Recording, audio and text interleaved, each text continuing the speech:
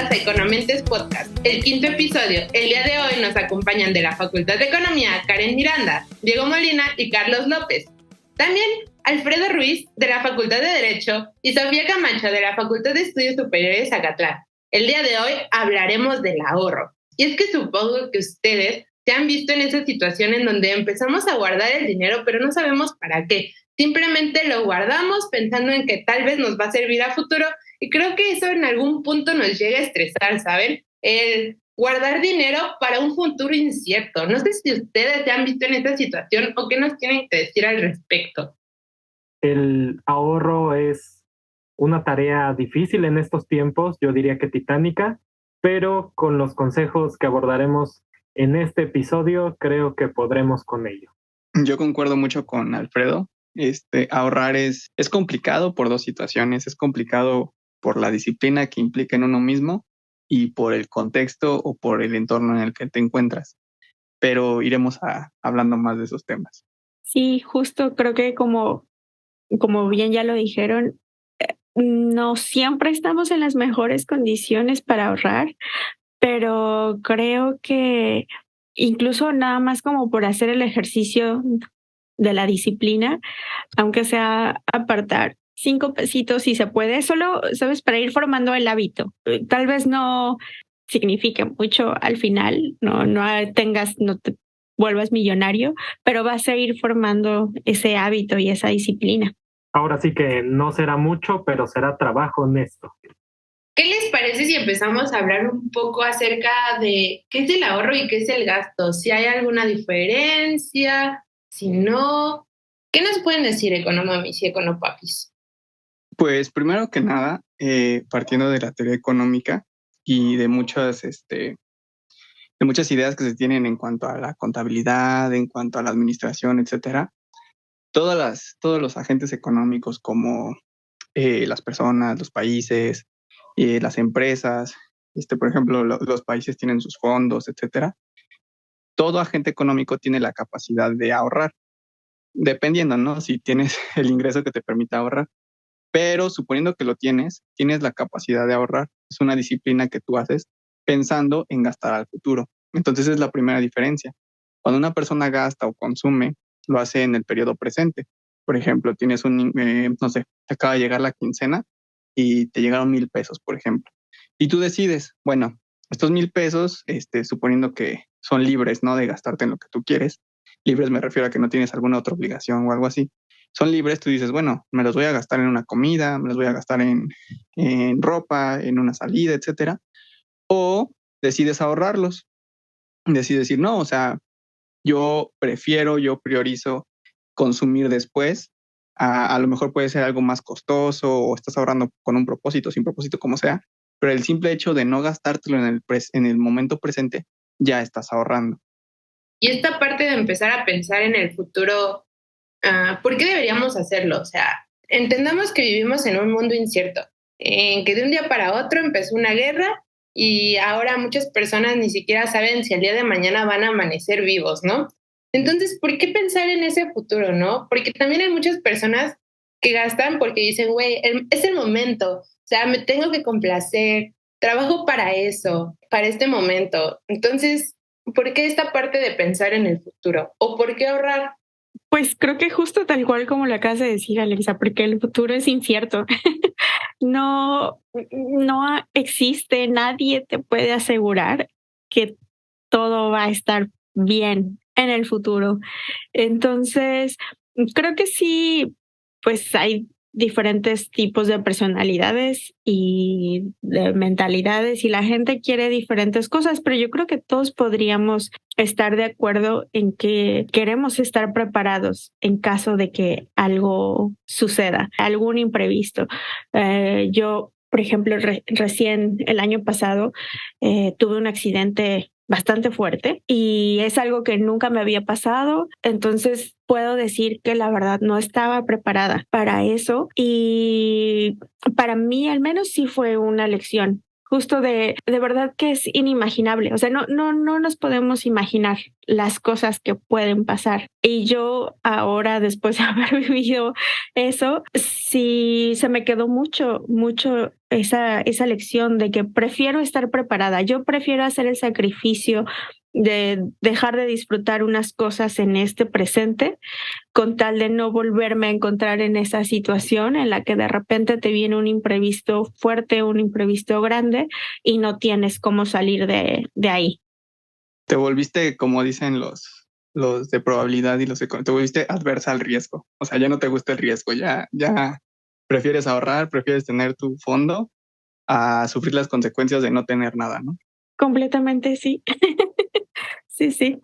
Y creo que justo concuerdo mucho con lo que menciona Karen, porque el ahorro, pues podemos verlo a lo mejor como una traba en este momento, pero de cierta forma, por ejemplo, si tú eres un trabajador informal y no cuentas con seguridad social y te ocurre algo como lo que le ocurrió a Karen, creo que tener un fondo de ahorro puede ser muy útil. A lo mejor es complicado por la informalidad de tu trabajo, pero creo que si no tienes seguridad social de otra forma, es una forma de poder ahorrar.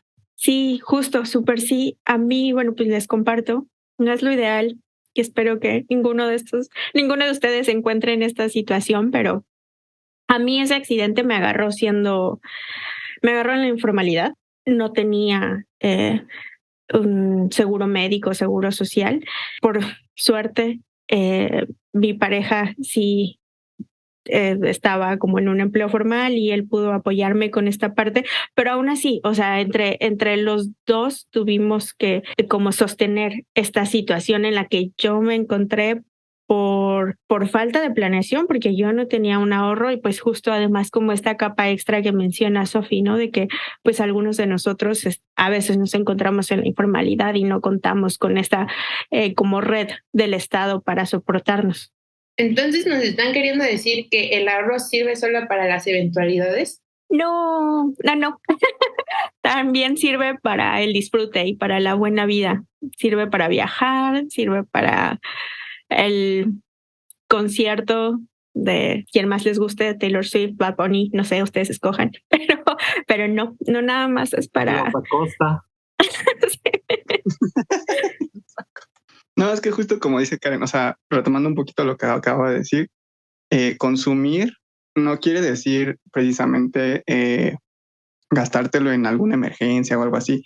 Consumir pues puede ser ¿cómo se llama? Comprarte un boleto para un concierto, comprarte un carro, una moto, incluso estás ahorrando para, no sé, el enganche de una casa, etcétera. O sea, se puede ahorrar para cosas que sean de tu disfrute, para cosas que tú le veas algún futuro o cosas que no le veas futuro de plano. O sea, puedes decir, pues voy a ahorrar porque me quiero comprar un nuevo celular, por ejemplo, algo que se va a depreciar.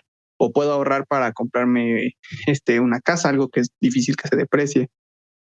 O estoy ahorrando simplemente como Karen, que ya me pasó, dicen, la burra no era arisca. O sea, ya aprendes y dices, no, prefiero tener un colchón o algo así, por si me llega a pasar algo, que ojalá y no todos tocamos madera, que si me llega a pasar algo así, pues ya tengo con qué más o menos solventarlo. Entonces, es importante el ahorro, sí, para eventualidades, externalidades de que no puedes controlar, cosas malas, que ojalá no le pase a nadie, pero pues también a veces el ahorro tiene otros propósitos. Sí, totalmente, como lo dice Diego. Creo que el ahorro es precisamente al tratarse de dinero que no se ha gastado, dinero que está permaneciendo de alguna manera inerte.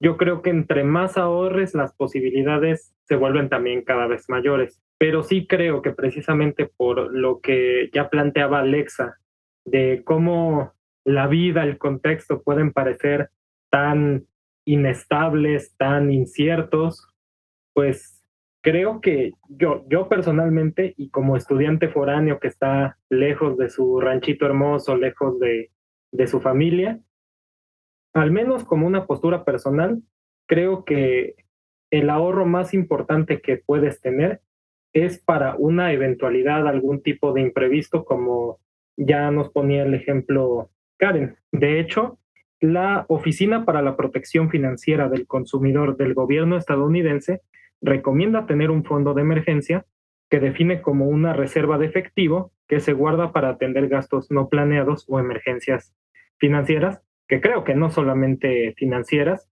sino de toda índole, como salud, gastos extraordinarios para la vida, no sé, la vida cotidiana, alguna fuga en el baño, alguna pared que se te rompió, algún aparato eléctrico que tienes que enviar a reparar urgentemente, ese tipo de cosas.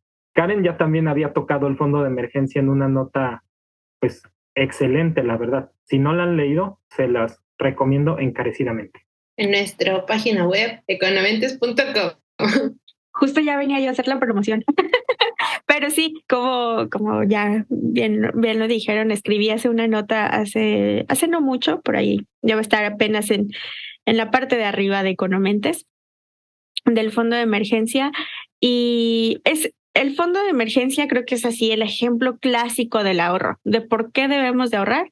Tal cual, lo recomendable es ahorrar para las eventualidades y como tal, para eso existe el fondo de emergencia, que pues digo, en finanzas personales creo que realmente no hay algo que sea así como una ley o una regla, pero lo recomendado es que tu fondo de emergencia, o sea, entre 3 y 6 meses de tus ingresos actuales. Por ejemplo, no sé, asumiendo que ya tienes un empleo y ganas tanto a la quincena o al mes y te quedas sin ese empleo, que seas capaz de vivir por 3 a 6 meses. Eso es como la regla general del fondo de emergencia, pero pues también justo como decíamos, ¿no? También ahorrar no es un castigo y no se trata nada más de estar esperando el peor escenario, pues también se puede ahorrar para como con metas específicas, aunque se oiga muy cursi, pues se puede ahorrar para cumplir tus sueños, como cumplir tus propósitos, cosas que quieras hacer. Yo retomando un poco lo que ya estaba mencionando Karen y Alfredo, justo de que es importante ahorrar y es incluso necesario, también tenemos que considerar que, bueno, o sea, ya estamos diciendo que es importante ahorrar y tenemos que ahorrar y todo, pero, o sea, una de las preguntas que yo creo que brinca mucho a veces es, ¿por qué yo sí quiero ahorrar no lo estoy logrando? O que una persona que quiera ahorrar, ¿por qué no lo logra? O por qué simplemente la población mexicana no tenemos el hábito de ahorrar. Y aquí es donde, no sé, yo lo pensaría de esta forma. Cuando incluso hice una nota hace unas semanas sobre las preferencias, sobre la utilidad. En la teoría económica, cuando una persona va a consumir o va a comprar algo, puede ser de dos formas. O sea, digamos que tienes dos situaciones, el ahorro o consumir en el presente, ¿no? Entonces, dependiendo, cada quien se conoce a sí mismo, dependiendo de qué tanto te guste el consumo presente, pues entonces estás renunciando a tu ahorro. Y qué tanto tú priorices el consumo futuro, entonces vas a darle más importancia al ahorro que al consumo presente. Esto pasa sobre todo cuando se tiene la capacidad del ingreso, ¿no? Que es algo muy importante de lo que estábamos hablando hace ratito. Cuando una persona tiene la solvencia económica, tiene una restricción presupuestaria, o sea, tienes un buen ingreso, te das tú la posibilidad de ahorrar más. Cuando no tienes, digamos, ese presupuesto o ese ingreso, es probable que te cueste un poco más de trabajo ahorrar. Y como dice Karen, a lo mejor para hacerte el hábito, empiezas a ahorrar un poquito o de poco a poquito, pero el chiste es que te hagas un poco esa disciplina, ¿no? Como dice Karen, hacerlo de poco a poquito, pero irlo haciendo. Porque si no, entonces todo el tiempo vas a estar cayendo en el consumo presente y muy difícilmente vas a tener ese fondo, aunque no tenga propósito, simplemente para las emergencias. Y si tú ya tienes un propósito o quieres ahorrar porque te interesa comprar algo o quieres darte un gusto o lo que sea, es exactamente lo mismo. Tienes que aprender a ser disciplinado y siempre y cuando tu presupuesto o tu ingreso te lo permita, puedes renunciar un poco a tu consumo presente y abonarle al futuro. Sí, bien, bueno, escuchando todo lo que mencionan, hay algo que me viene a la mente, ¿no? Sobre el ahorro, que este está relacionado a una etapa de la vida, es decir, a un ciclo de vida de las personas. Es decir, un niño de, supongamos, 5 años, un adolescente, pues no tiene ese ingreso o esos medios para poder ahorrar constantemente, ¿no? Porque no trabaja, no recibe ingresos. Y cuando vas creciendo, conforme te haces adulto, tienes tu primer empleo, pues ya vas persiguiendo más ingresos. Ahí es donde ya puedes ahorrar, ¿no? Ahí es donde empieza el crecimiento de riqueza de una persona. Y es esos ingresos en esa etapa adulta, que es, técnicamente es cuando más vitalidad tenemos, ¿no? A la hora del trabajo, más productivos somos, pues con esos ingresos que vas percibiendo, puedes ahorrar para que en un futuro, por ejemplo, en la vejez, pues esos mismos ingresos te permitan subsistir aún cuando siendo ya una persona mayor, pues ya no tengas los ingresos necesarios, ¿no? Y esto que se relaciona muy de lleno con algo que en la economía se llama hipótesis del ingreso permanente, que pues básicamente describe el consumo de una persona en función de sus ingresos a lo largo de su vida, ¿no? O sea, de jóvenes es poco probable que ganes bien, de adultos ya es más probable que ganes mejor y por lo tanto ahorres, y ya siendo persona mayor, pues es donde ese ahorro, eso que acumulaste a lo largo de tu vida, te sirva para subsistir. Yo aquí sobre lo que han comentado y regresando un poquito a lo que les planteaba al inicio, tengo algunas precisiones o algunos comentarios que ya ustedes me dirán, ¿no? Y es que esta parte de ahorrar era un poco estresante. ¿Pero por qué? Ustedes ya decían desde el principio, ¿no? De que de niños se nos puede inculcar ese hábito diciéndonos como de ahórrate 5 pesos, ¿no? Pero cuando nosotros nos dicen de niños, puedes empezar a ahorrar lo que te dan, prácticamente nos dicen que guardemos todo lo que dan, lo que tenemos, ¿no? O sea, si a nosotros nos dan 5 pesos, que nosotros guardemos esos 5 pesos, ¿no? Y entonces luego crecemos y empezamos a tener cierta aversión al dinero, ¿no? Siento yo, y que luego nos llega a estresar y ni siquiera sabemos por qué ahorramos, pero es que desde chiquitos nos dijeron que hay que guardar el dinero que tenemos. Y eso luego puede traer problemas a nuestras finanzas. Y creo que es una mala práctica en la educación financiera. Porque ya más tarde, o sea, lo que he visto ahora es que cierto monto de nuestros ingresos debe estar destinado al ahorro. Y desde ahí debemos de diferenciar entre no ahorrar lo que nos sobra, sino más bien tener un monto destinado al ahorro. Y ahí puede causar cierto estrés o cierta incertidumbre. Yo la otra vez hablaba con una amiga acerca de que íbamos a hacer el podcast y ella me comentaba una situación en donde ella todo el tiempo se la pasaba guardando el dinero, ¿no? O sea, le llegaba algo y lo guardaba. Incluso se había privado de algunos gustos o de algunas cosas que ella quería hacer por lo mismo de que decía, es que lo tengo que guardar porque puede haber cualquier eventualidad, ¿no? Entonces se la vivía guardando y guardando el dinero y a lo mejor nunca hacía algo que ella quería, pero ahí tenía el dinero, ¿saben? Y creo que ese es un gran problema dentro de la educación financiera y del que tal vez podríamos hablar ahorita, ¿no? Porque ya Karen nos escribía una nota fantástica acerca de la importancia de ponerle nombre y apellido a las metas de ahorro. Y creo que eso también, o sea, aparte de motivarnos, nos va a quitar un gran peso a nuestra salud mental acerca del ahorro. ¿Qué opinan? Sí, yo opinaría como los médicos te dicen, ¿no? Cuando te dicen, ¿qué tanto debo de comer de azúcar o qué tanto debo de comer de proteínas, grasas, etcétera? Pues todo en exceso es malo. O sea, también guardar todo tu dinero, todo tu ingreso, yo desde mi opinión muy personal creo que es malo, porque pues entonces estás posponiendo todo tu consumo presente al futuro y en experiencia personal. Por ejemplo, les voy a platicar, yo tenía un conocido, ella estaba un poco grande, o sea, no tan grande, pero pues digamos no era un jovenzuelo, pues, pero toda su vida se dedicó a ahorrar, y él sí era de la vieja escuela que metía todo su dinero abajo del colchón, ¿no? Entonces, él dejaba ahí su dinero y así como le entraba, ¿no? O sea, ya estaba hasta pensionado, pues. Pero nunca quiso gastar un peso porque pues él vivía precisamente con este miedo de es que qué tal si pasa algo y así. Y sabes qué, al final no pasó nada y esta persona falleció. Y al final no gastó nada, al final no hizo nada de lo que querían. Y como dices tú, no se dio el su gusto, no hizo nada de eso. Entonces, estaba bien el hábito de ahorrar, claro, pero también te digo, en exceso todo es malo. O sea, tener todo tu ingreso y decir, no, pues yo con lo mínimo, o sea, hacer codo y decir, yo con lo mínimo así sobrevivo, pues, o sea, cada quien, ¿no? Yo no lo vería muy bien porque diría, no, pues, pues también, o sea, ocupa tu dinero, úsalo todo, pero pues en tu fondo, o sea, no hay que caer en el extremo de plano decir, nada, yo me lo gasto todo ahorita porque quién sabe qué vaya a pasar mañana, pero tampoco en el extremo de no, quién sabe qué vaya a pasar mañana, yo lo guardo todo y no me gasto nada. Sí, y justo, pues aquí ya viene el comentario economista. Pero incluso eso ni siquiera sería bueno para nuestra economía. O sea, también, por ejemplo, de ahí vienen como cuál es la tasa de interés, ¿no? Y por qué el Banco de México mueve las tasas de interés. Es porque a veces se quiere promover el gasto y a veces se quiere promover el ahorro. Tampoco sería bueno para nuestra economía que de repente todos dijéramos, no, vamos a ahorrar todo nuestro ingreso o el 80% de nuestro ingreso y ya no vamos a gastar. La economía se nos vendría abajo. Entonces también necesitamos, la economía necesita de nuestro consumo. Y pues también no somos mártires, tampoco se viene a esta vida a sufrir.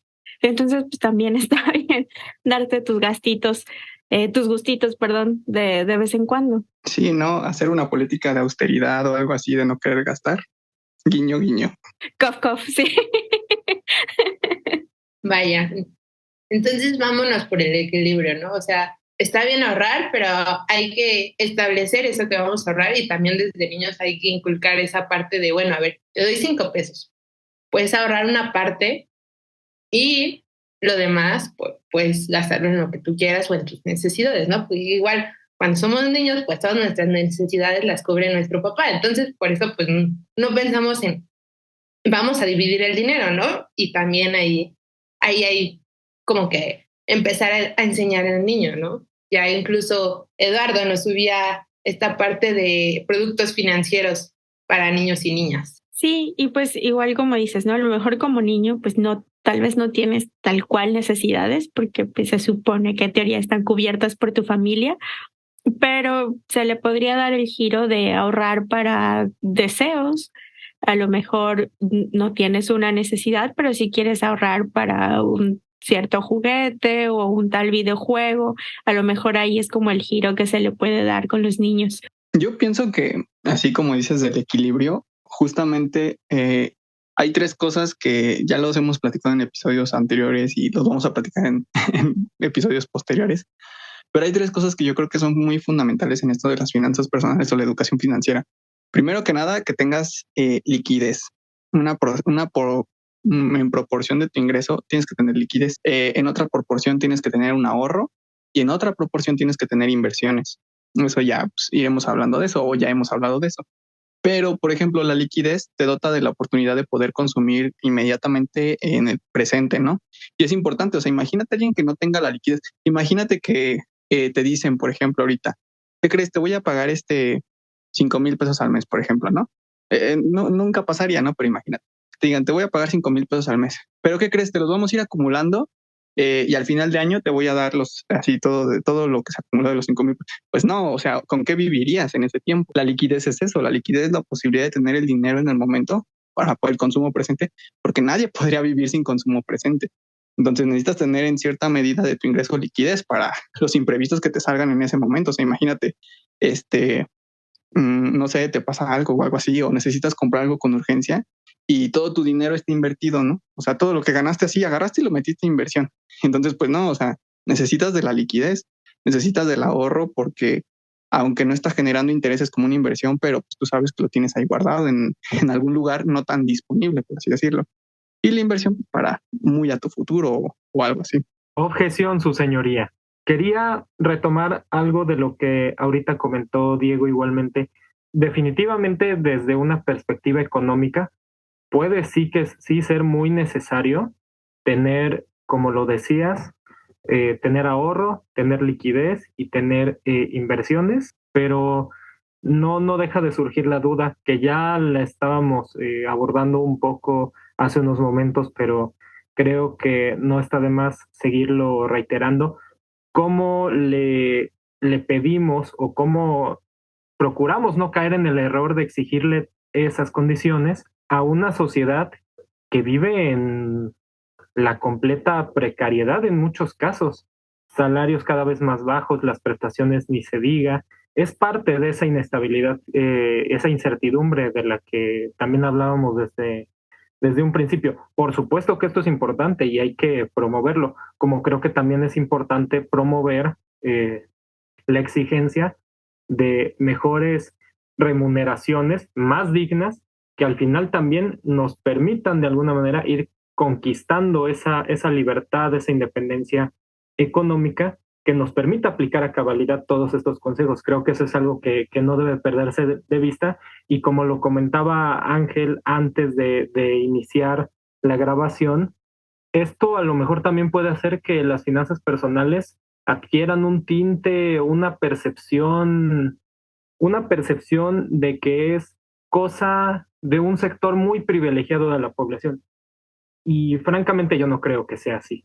Sí, bueno, justo es el modelo ideal, ¿no? O sea, es lo que debería de hacerse tal vez para que te vaya súper bien y todo esto que siempre nos vende la publicidad, ¿no? Pero dirían por ahí, como Shrek, cuando dice que están hechos de capas.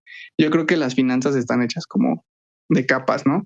El primer escalón, y que yo creo que todos o la gran mayoría de la población tiene, de una u otra forma, porque si no, no podrías vivir, es tener liquidez, o sea, es tener dinero en la mano, ¿sí, no? O sea, por ejemplo, lo que te pagan, lo que recibes, etcétera. Ese es tu primer escalón que tienes, liquidez. Y la liquidez puede ser mucha o poca o casi nada o demasiada o como sea, pero tienes liquidez, tienes un dinero.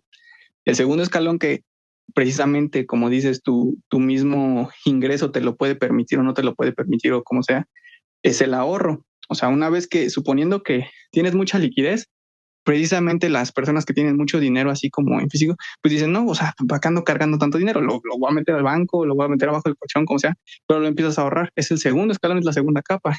Y las personas que ya les da la posibilidad de tener un poco más o tienen más, agarran ese dinero que está ahorrado y dicen, pues si no lo estoy moviendo aquí o si no está sirviendo de nada, pues lo meto a inversión. Entonces, así se va estructurando. Yo estoy muy seguro que la mayoría de las personas que nos escuchan tienen liquidez por de alguna u otra forma, te lo da tu papá, lo ganas, como sea, tienes alguna propiedad y te dan una renta, como sea, tú tienes ese ingreso y es el primer escalón. Dependiendo de ese ingreso y dependiendo de tu disciplina y de muchas cosas, pues tú ya decidirás si lo ahorras y después si lo ahorras o de una vez dices, no, lo voy a invertir. Pero entonces la cuestión es que, sí, como dices, hay muchas personas desafortunadamente en México que no tienen esa posibilidad de alcanzar ni siquiera el segundo escalón, que es el ahorrar. Y mucho menos van a alcanzar el tercero, que es invertir. Entonces, eso es completamente necesario y yo estoy de acuerdo. Sí, creo que hace mucho sentido ya los comentarios que mencionan tanto Alfredo como Diego. Creo que para muchas personas es algo impensable ahorrar. O sea, imagínense si ganas el salario mínimo, tienes una familia numerosa, tienes que pagar renta. Creo que sí, ahorrar es algo que ni siquiera te pasa por la mente. Y tampoco es malo hablar de este tema para las personas menos favorecidas. Creo que al contrario, poner el tema sobre la mesa puede, no sé, tal vez abrir un poco la conversación y hacer algo como mencionaba Alfredo, mejores sueldos, mayor remuneración económica para que alcance para ahorrar y no ver el ahorro como un escalón que ni siquiera ves, más que nada por lo que mencionábamos anteriormente de los fondos de emergencia. Imagínense en un contexto en el que ganas muy poco, no tienes un fondo de emergencia, eres un trabajador informal, entonces la verdad es que la situación sí se complica mucho y puede ser un dolor de cabeza para las personas. Sí, pues yo nada más sumándome, creo que a lo que ya hemos dicho todos, pero se me hace súper importante que de mencionar en el podcast, porque pues sí es un podcast de finanzas personales y las finanzas personales definitivamente tienen un aire general de asumen muchas cosas, ¿no? Tienen muchos supuestos. El primero, en este caso hablando de ahorro, que tenemos un excedente o que tenemos la capacidad de ahorro, no un excedente, pero que tenemos la capacidad de ahorro.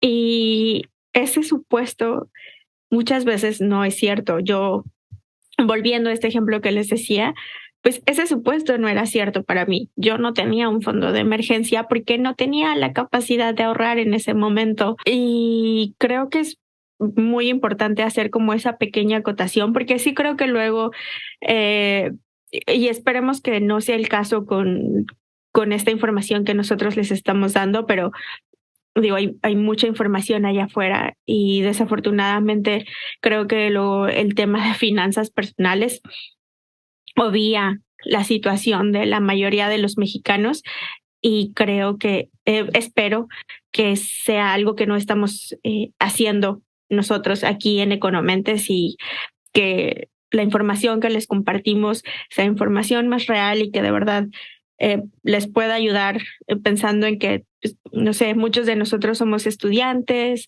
o apenas estamos empezando nuestra vida laboral y venimos de diferentes situaciones socioeconómicas. Entonces, ojalá también la información que les estamos dando refleje la realidad en la que vivimos muchos, la mayoría de los mexicanos y pues también háganoslo saber, compártanos en los comentarios si sienten que esta información sí les es cercana o pues más bien nos estamos yendo por las ramas y esto no les está sirviendo. También creo que estaría muy chido que nos hicieran saber, porque creo que la idea de aquí de todos los economentes es que pues no seamos, no les estemos repitiendo información de esos gurús financieros y que de verdad les estemos dando cosas que les puedan ayudar en la vida diaria.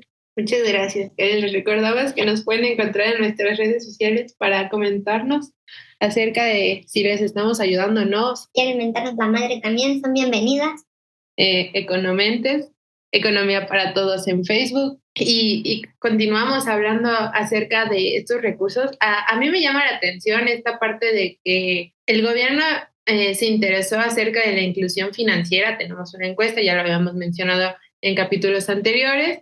Ahora lo traigo otra vez a colación porque incluso tienen un estudio que se llama El ahorro en México, productos, instrumentos y evolución. Y acerca de lo que ya nos comentaban un poco Alfredo y Sofía, en esta investigación nos reportan cómo va aumentando entre la población este tipo de productos financieros, ¿no?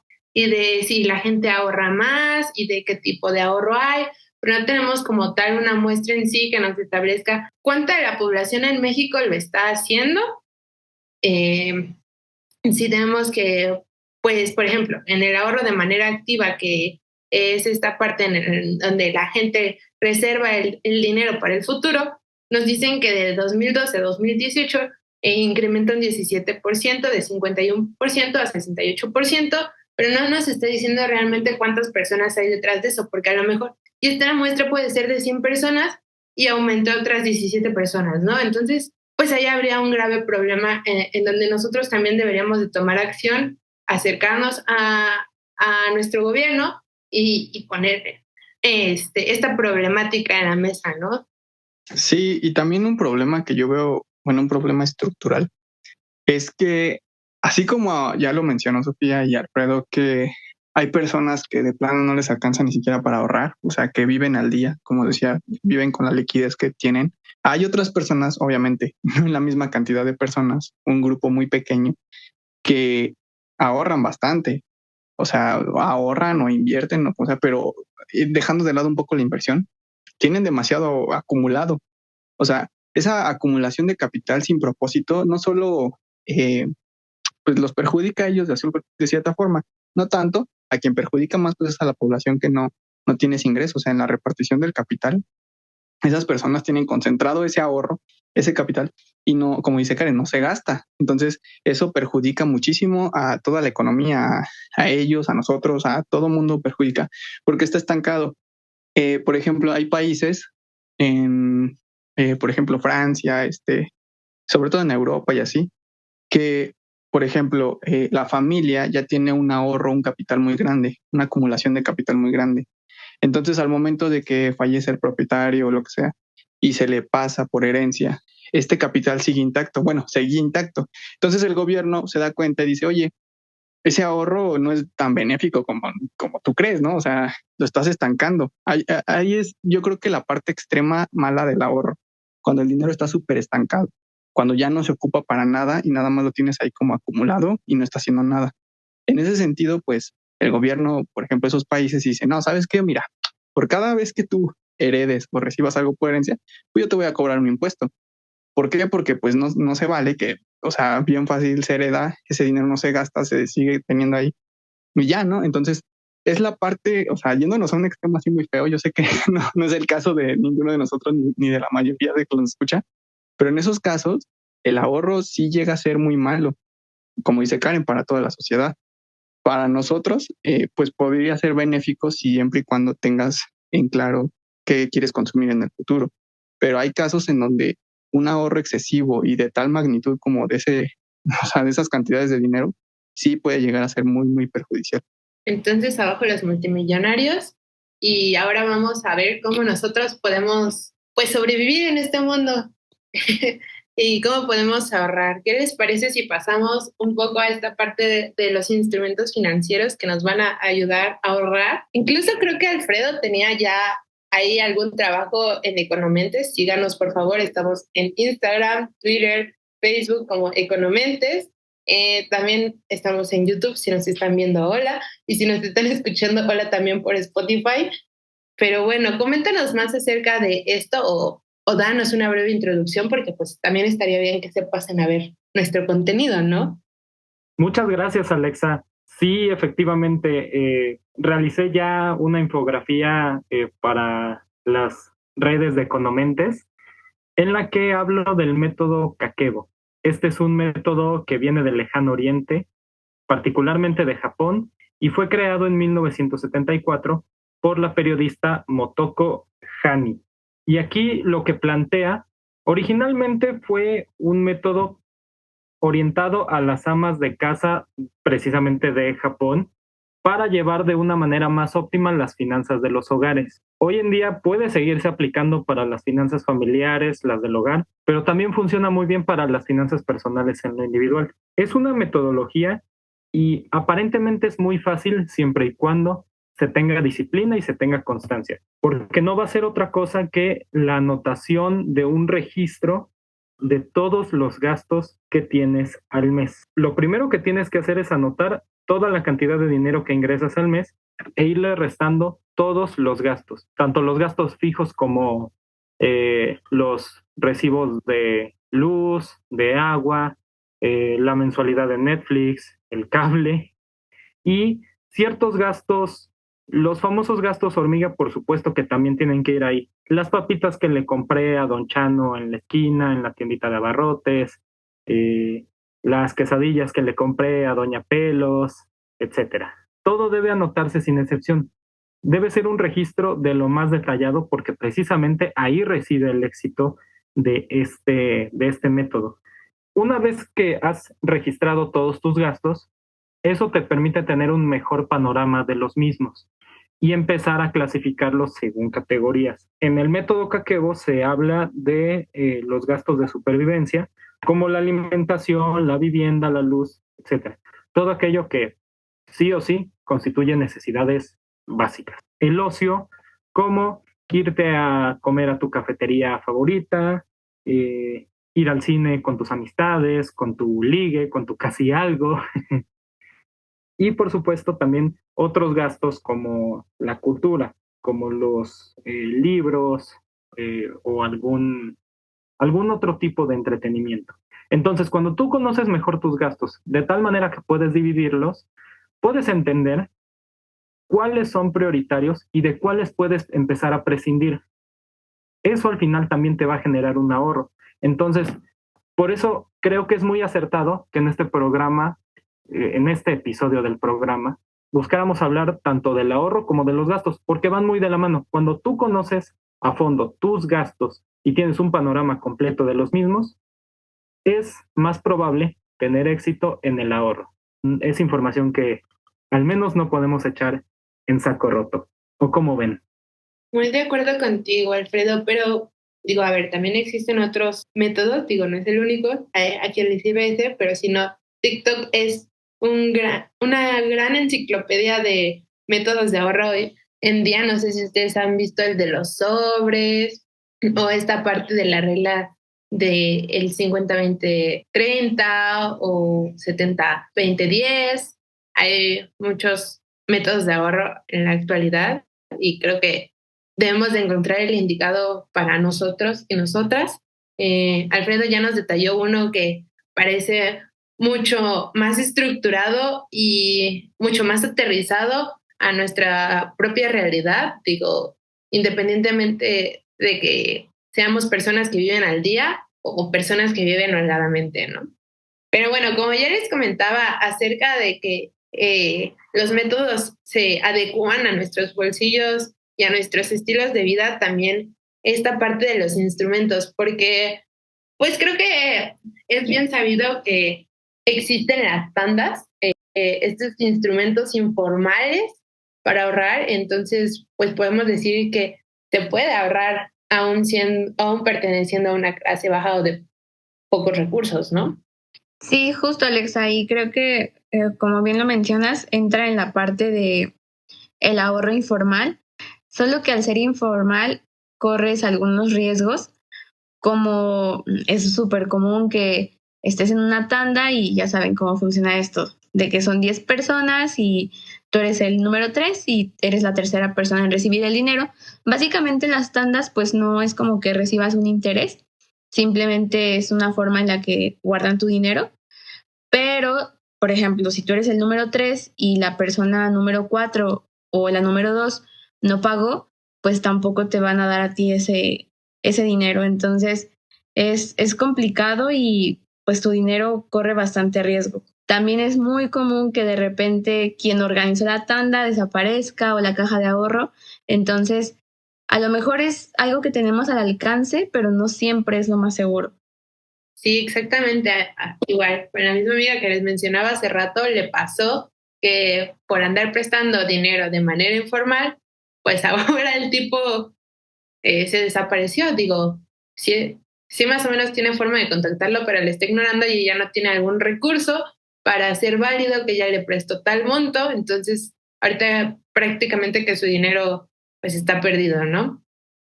Y nos puede suceder también si empezamos a guardar el dinero bajo el colchón, ¿no? De que en cualquier momento puede suceder, a lo mejor un temblor, toco madera, y tienes que salir corriendo, ¿no? Y obviamente, pues ante ese tipo de circunstancias, cualquiera puede entrar y tu dinero se perdió, ¿no? Tus ahorros de tal vez toda la vida fueron.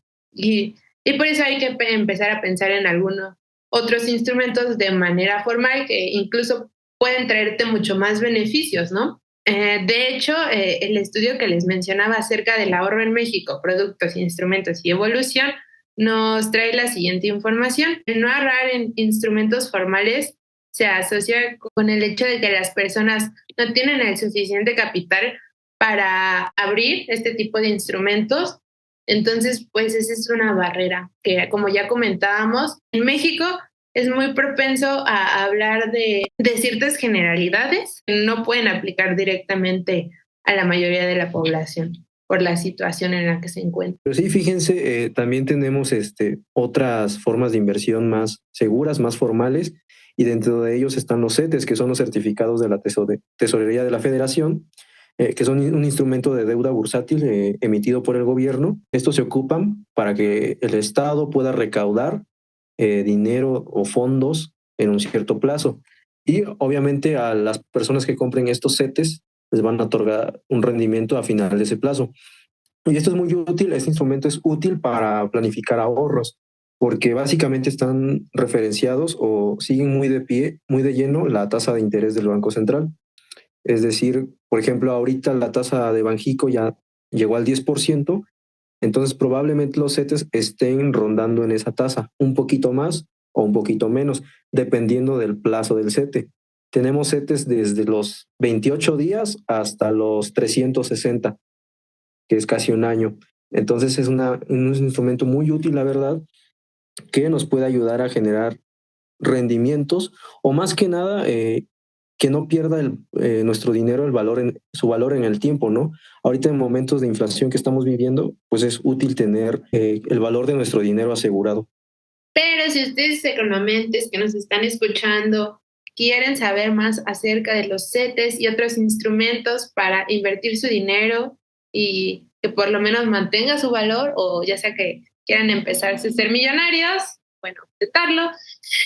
No se pierdan nuestro próximo episodio acerca de inversiones Recuerden que para estar al tanto pueden seguirnos en nuestras redes sociales. Estamos en Facebook, Instagram y Twitter como Economentes. También nos pueden escuchar en YouTube y en Spotify como Economentes. Pero ahora sí, ya que hablamos un poco acerca de estos instrumentos formales e informales y acerca de los métodos, creo que es momento de pasar a los econotips. Ese momento que esperamos todos y todas para ver cómo ahorrar. Pues yo lo que les diría es que si está dentro de sus posibilidades ahorrar, lo intenten. A mí me gustó mucho cómo lo abordó Karen, que dijo que es una disciplina y que a lo mejor no podemos ahorrar grandes cantidades porque tenemos otros gastos, pero hacerlo lo que se pueda. Yo, por ejemplo, antes era de los de que tenía $1, $2, $3, $5, $10 en mi bolsa. Y, o sea, literal, yo ya les daba como cambio y, o sea, me olvidaba de ellos, ¿no? O sea, como, sí, y quién sabe dónde quedaban, en mi cuarto, en mis pantalones, en, no sé. Pero no fue hasta que una vez sí necesité $5 para un pasaje, no me acuerdo. Yo dije, chin, si tuviera $5 ahorita podría llegar a mi casa. Entonces, aunque sea mucho o poco, ustedes intenten como ir guardándolo. Es simplemente pues aprender a cuidar su dinero. Y es que hablando de cuidar el dinero, podríamos ocupar este espacio para hacer una pequeña precisión y el ahorrar no solo tomarlo como parte de separar un porcentaje de nuestros ingresos o tanto de nuestros ingresos, por así decirlo, sino que también podemos ahorrar al hacer compras inteligentes, al hacer unos geniecillos de las finanzas y ponernos en modo super investigadores, a ver qué producto nos conviene más, en dónde nos conviene más, con qué ofertas podemos casarlo. Y más al respecto, creo que Karen nos comentaba un super tip que nos volvió la cabeza a la mayoría de nosotros y nosotras. Karen. Pues ya no sé si es tip de ahorro o de inversión. Quédense, sigan la temporada para descubrirlo. Pero si lo tomamos como tip de ahorro, los meses sin intereses. Porque ahorita así como están las cosas y con la inflación al 10% que traemos, aunque ahorita ya bajó un poquito, los meses sin intereses podrían ser una forma de ahorro, porque si agarras algo el día de hoy, enero 2023, y lo compras a meses sin intereses, en lugar de decidir esperarte y comprarlo, no sé, en junio, a mitad de año, estaría saliendo más barato porque estarías agarrando el precio de hoy, no sé, suponiendo que te quieres comprar unos audífonos y que cuestan $1,000. Lo estás agarrando a $1,000 y no a lo mejor a los 1,300 que podría estar en junio. Entonces esa sería medio una forma de ahorro que podríamos encontrar con los meses sin intereses. Bueno, y otro tip que les tengo es no se metan a tandas. Siempre corren el riesgo de que la persona que la organizó desaparezca del país y de la faz de la tierra. Entonces, lo mejor es recurrir al banco. Pero ya si no quieren, mejor guárdenlo en su casa. Tampoco es el mejor econotip, pero es 1000 veces mejor que dárselo a una persona desconocida. Aunque sea alguien de confianza, créanme, puede desaparecer. El primo de un amigo sufrió eso. ¿Ya te has metido alguna tanda tú, Sofi? Yo no, pero una amiga de mi mamá sí, y desapareció el señor de la tanda. Y pues ya. Y se quedaron. Se quedaron sin dinero, sí, todos se quedaron sin dinero. Sí, yo recomiendo mi econotip es que sus ahorros o sus planes tengan metas concisas, ¿no? Que se tracen un tiempo, no sé, de aquí a 2 años, ¿para qué quiero este dinero que voy a ahorrar? Para que así no les pase la anécdota que mencionó, no sé si Diego, donde esta persona ahorró tanto tiempo, se murió y su dinero quedó ahí en la nada y no lo pudo ocupar. Yo como econotip les quiero decir, por si no sabían, hay muchísimas páginas en donde pueden recurrir a hacer esta comparativa de precios y ver en dónde les sale más barato esta parte. Y si pueden o tienen el tiempo, también lo pueden hacer ustedes, entrando pues a todas las páginas, en todas las tiendas en donde sepan que se vende ese producto o incluso acudiendo a la tienda en físico. Y por otro lado, pues también intentar evitar estos instrumentos financieros que no están avalados por alguna autoridad, ¿no? O sea, que no tienen un respaldo o un seguro de que les van a devolver su dinerito. Mucho ojo. Igual, si quieren ahorrar, dejen de fumar. Gastan mucho en cigarros. Me parecieron muy interesantes sus econotips. Alexa, pues ya llegamos otra vez al final de este episodio. Vamos a invitarlos a las redes sociales. ¿Qué te parece? Claro que sí. Pueden encontrarnos en Facebook, Twitter e Instagram como Economentes. Recuerden que también nos pueden escuchar en Spotify y en YouTube. Igual nos encuentran como Economentes. Y si quieren leer más acerca de nosotros, pueden ir a nuestro sitio web economentes.com. Así es, Alexa, pues nuevamente quiero agradecerles a los compañeros Karen Miranda, Diego Molina, Carlos López de la Facultad de Economía, a Alfredo Ruiz Martínez de la Facultad de Derecho y a Sofía Camacho de la Facultad de Estudios Superiores Zacatlán. Antes de irnos, también quiero contarles que si ustedes quieren formar parte de la familia Economentes y unirse a nuestro equipo, les informo que está abierta la convocatoria. Pueden enviar su currículum a toscanopsicólogo@gmail.com. Están abiertos para las carreras de Economía, Sociología, Derecho, Ciencias Políticas, Diseño Gráfico y Comunicación. Si están interesados, por favor envíen su currículum. Chicos, chicas, fue un gusto platicar con ustedes esta noche. Espero que los economentes que nos escuchan desde sus casitas también lo hayan disfrutado. Nos vemos en el siguiente episodio. Hasta la vista. Hasta la próxima. Bye, nos vemos. Bye, cuídense, tomen agua. Bye. Bye, bye.